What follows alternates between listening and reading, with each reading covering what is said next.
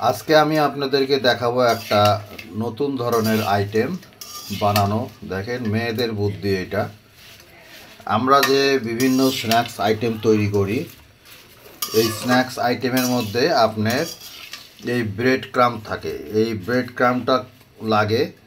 এই ব্রেড ক্রাম্বগুলো আপনার এটা যেমন স্বপ্নের থেকে কেনা হয়েছে, তা যখন অনেক বেশি বেশি বানানো হয় তখন তো আসলে এইভাবে আপনার কিনে আনে।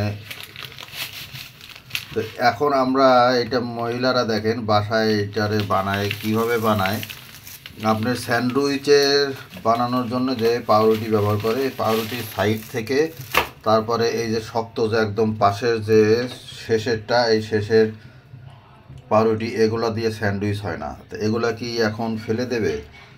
যার কারণে এইটা আপনার কি করতেছে, এই দেখেন পিস পিস করে তারপরে এগুলা দিয়ে আপনার এই ব্রেড ক্রাম্ব বানানো হচ্ছে।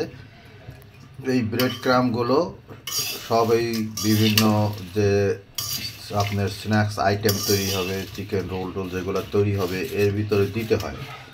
এটা প্রচুর পরিমাণে লাগে, যার জন্য দেখেন কীভাবে এটা আপনার খুব স্বল্প খরচে যে জিনিসগুলো আপনার ওয়েস্টেজ হইতো, সেই ওয়েস্টেজ জিনিসগুলো আসলে ওয়েস্টেজ না করে আমরা এখানে এটা দিয়ে আপনার ব্রেড ক্রাম্ব বানাচ্ছি।